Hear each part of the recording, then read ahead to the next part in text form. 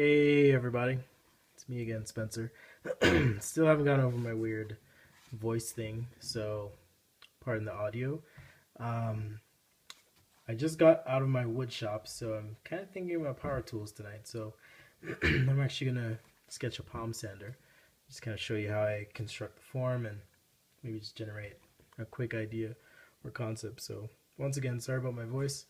This is sketchaday.com. This is my second video of the year, and my hope is to have a new video every Tuesday. So mark your calendars, put a reminder in, whatever you got to do, or subscribe to my YouTube channel, and automatically you'll get updates right there.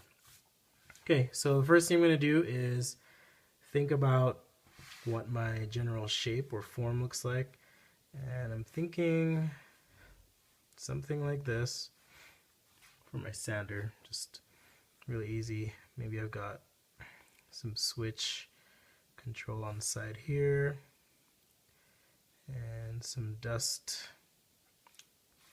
collection maybe built in through there, and of course the sanding pad. So to do this, I'm actually just going to sketch two ellipses, one like so, let's rotate my page, and one like so, another line like so. And with this, I'm just going to transition through here. Now, because this is a soft transition, I'm actually thickening my line right through here up to this point, and then feathering out or transitioning out on the outside here to get this detail. I'm going to continue this line like so, and do my soft transition one more time like so. So now you can start to see I've got a shape for my sander. For my detail on the side, just sketch an ellipse like so, and I'm adding just some contour lines to help show the shape of my form. So because this line curves in rather, it's showing that this top piece is a little bit wider here than it is through that section. Now I have these little details right on the perimeter of my sander, so I'm just going to quickly sketch those in. And for now I'm just going to add these little arcs.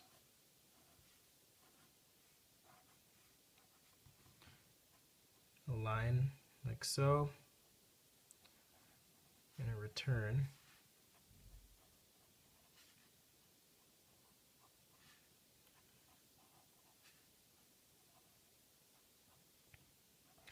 I just realized I did not tell you all what materials I'm using. So tonight I'm actually using marker pad, and it's a Copic branded marker pad. There's a little note for a sketch, if you remember a Sketch Day sketch where I did a monster opening another present and a monster came out. Anyhow, marker paper is great if you can afford it. It's made so that pen doesn't bleed through, and marker as well. So really nice to use.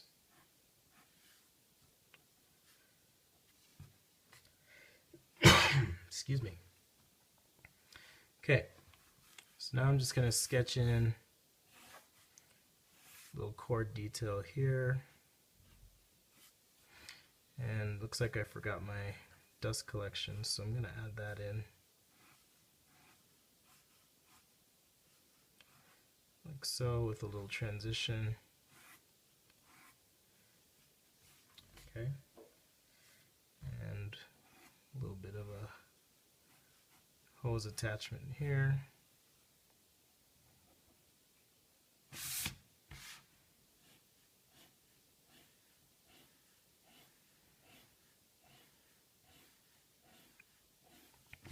So just to create the effect of a hose, I've created some successive ellipses or in succession rather. Okay, now I've kept this sketch fairly light because I do have a little bit of a color marker tonight with me. So color combined with some gray. So I'm actually going to part this out just a little bit here.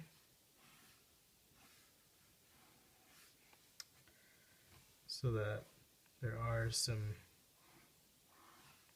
distinct material breaks on this particular sander.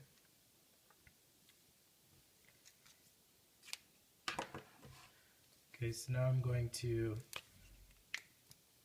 and I also have another pen.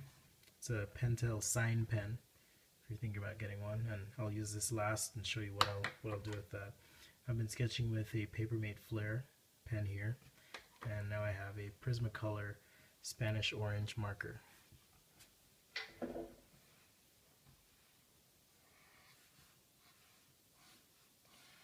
So when I apply marker, I like to kind of outline the area in which I'm applying the marker. I'm going to consider my light source.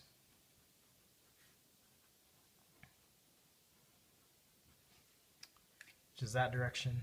So my shadows are going to fall to the right. And because this is a curved surface, I'm going to apply a shading pattern, something like this. Like so.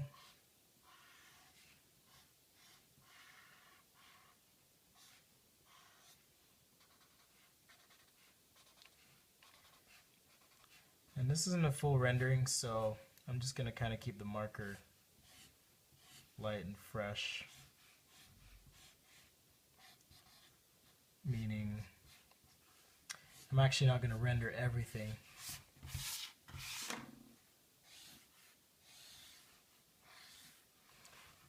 So if my light source is coming in this direction, I'm going to have a little bit of a hot spot toward the front, and we'll just shade this in toward the back. And I'm just using one marker, but I still want to create a feeling of form. I do have an orange, but I suspect it's a little too dark. I may throw in just a little bit for shadowing through here. See if that'll blend a little bit for me. And right on this middle section, I'm going to use my chart pack markers that I had last time. So we'll just outline the area I'm going to color.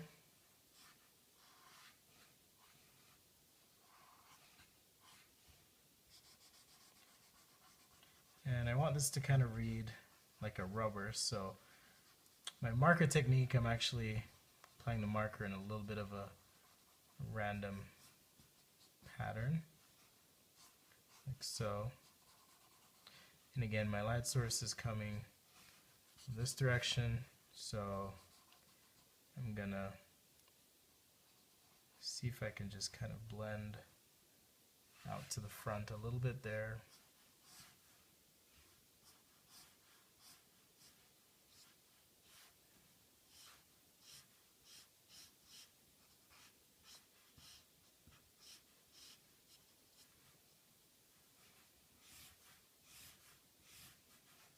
So you'll notice as well that when I apply the marker, I'm doing it in a very quick way. This way I avoid bleeding as much as possible as I'm shading with the marker. The slower you go, the more ink it's going to deposit on the paper. Okay, it's nice and quick. Has a nice loose feel, quick marker sketch. For the pad on the bottom, I'm just going to go ahead, shade this in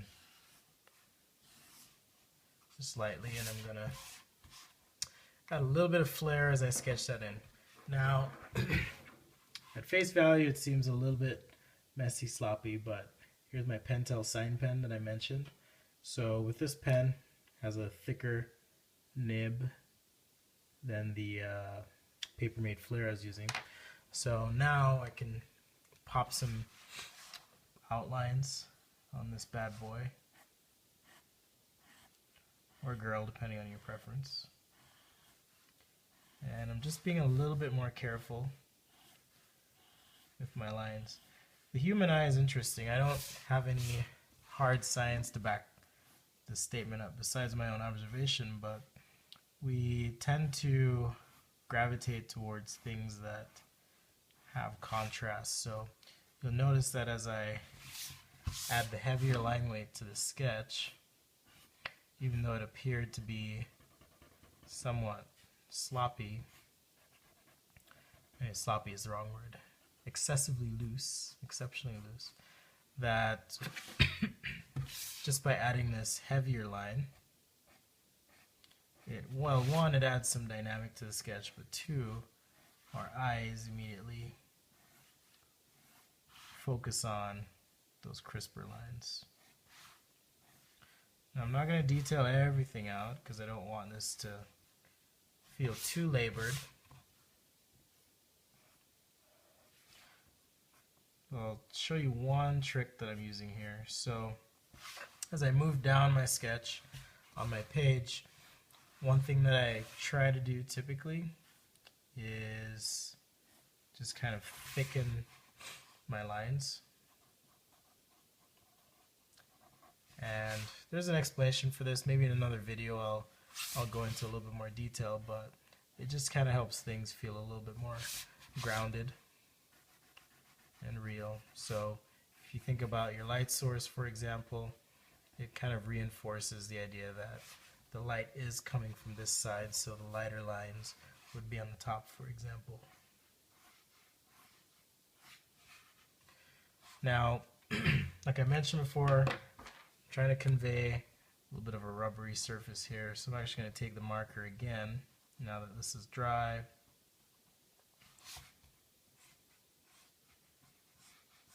And I'm going to pick this line up in the middle.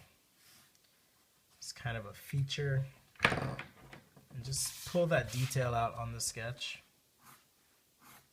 So maybe it's not something I thought about initially, but I'm going to use that to my advantage. And then on the top of this surface, I'm just going to add a few dots for texture to show that that is rubbery. With my sign pen, I'm going to darken up these edges where there'd be kind of an overhang or shadow just on these little holes.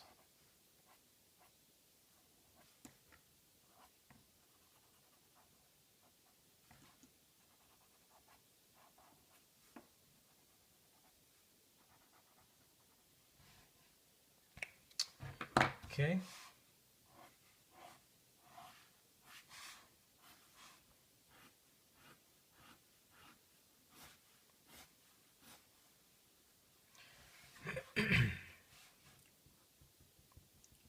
So now I can label a few things. So here's my chord, and I've got my switch here.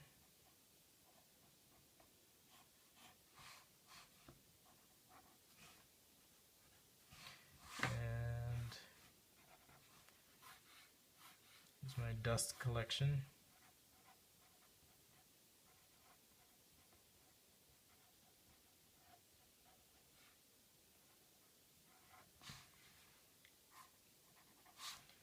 And we'll just call these ports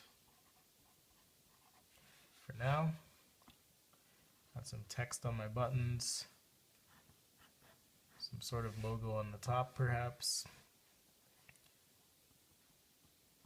maybe just a little bit of texture on this yellow section as well, shadowing through here.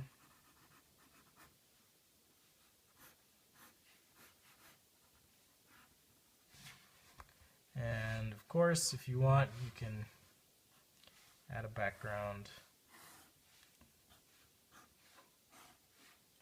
to your sketch.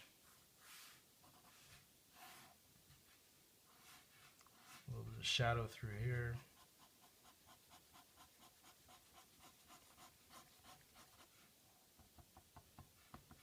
Okay, so there's my quick 15-minute sketch of a sander.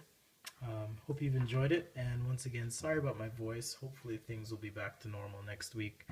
Um, if you have any suggestions or ideas of what you want to see sketched or how to approach something, feel free to email me. Pardon me, Spencer@sketchaday.com, or you can find my contact info on my website or Facebook page, facebook.com/sketchaday. You can subscribe to this channel so that anytime I post a video, you'll see an update. And also be sure to follow me on Instagram.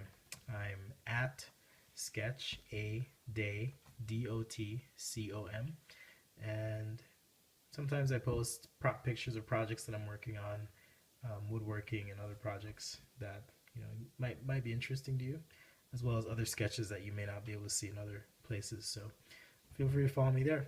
Thanks again, and tell your friends, tell your wife and kids. Watch sketchaday.com. Thanks, guys.